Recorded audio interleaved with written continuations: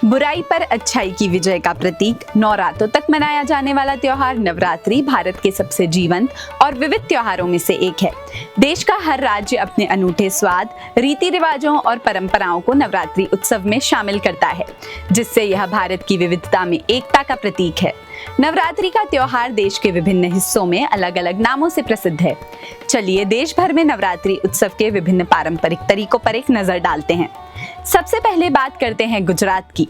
गुजरात में नवरात्रि गरबा और डांडिया रास का पर्याय है और देवी दुर्गा की भक्ति का प्रतीक है। डांडिया रास में नर्तक छड़ियों का उपयोग करके जटिल आकृतियां बनाते हैं, जो उत्सव में एक चंचलता का तत्व जोड़ती हैं।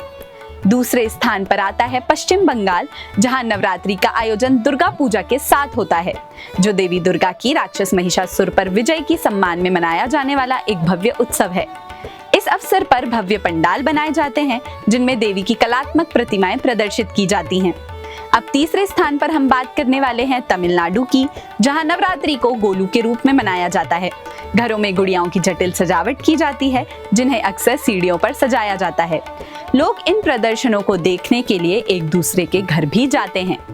वहीं उत्तर भारत की बात की जाए तो कश्मीर में नवरात्रि का त्योहार शारिका देवी की पूजा के रूप में मनाया जाता है, जिन्हें देवी दुर्गा का ही एक रूप माना गया है। श्रीनगर में हरी पर्वत पहाड़ी पर स्थित यह मंदिर पूरे क्षेत्र से तीर्थयात्रियों को आकर्षित करता है। यहाँ इस उत्सव में सांस्कृतिक कार्यक्रम और पवित्र प्रसाद का वितरण शामिल है।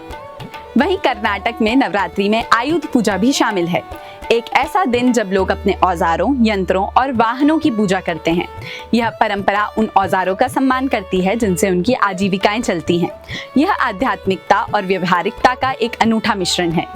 इसी के साथ साथ बिहार में नवरात्रि का आखिरी दिन कन्या भोज के लिए समर्पित होता है, एक ऐसी रस्म जिसमें छोटी लड़कियों को घर पर आमंत्रित किया जाता है और उन्हें स्वादिष्ट भोजन कराया जाता है। पंजाब में नवरात्रि कठोर उपवास और रात में उत्साहपूर्ण उत्सवों के साथ मनाई जाती है। इस दौरान लोग गिद्दा और भांगड़ा करने के लिए एकत्रित होते हैं। सभी देवियों की पूजा साधना पद्धतियां अलग अलग होती हैं और सभी को अलग अलग भोग लगता है।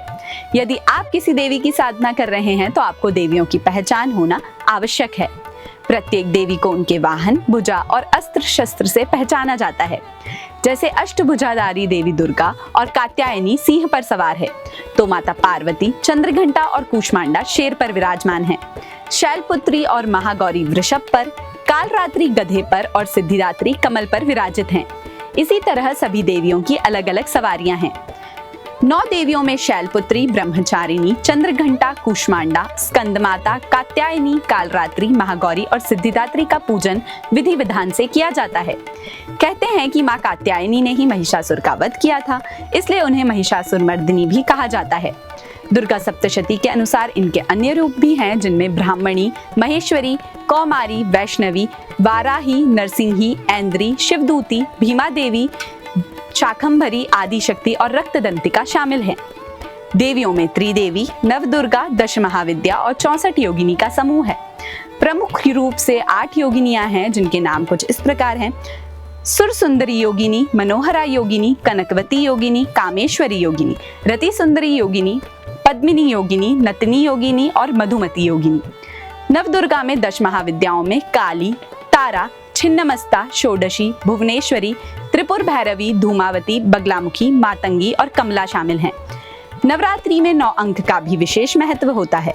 नवरात्रि के 9 दिन देवी दुर्गा के 9 स्वरूपों की पूजा की जाती है।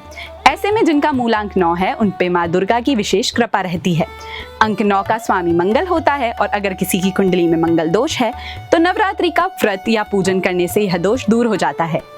आज हमने जाना माता रानी के 9 रूपों के बारे में और नवरात्रि पर्व की विशेषता के बारे में। ऐसी ही और वीडियोस के लिए हमारे चैनल को सब्सक्राइब करना ना भूलें। जय माता दी।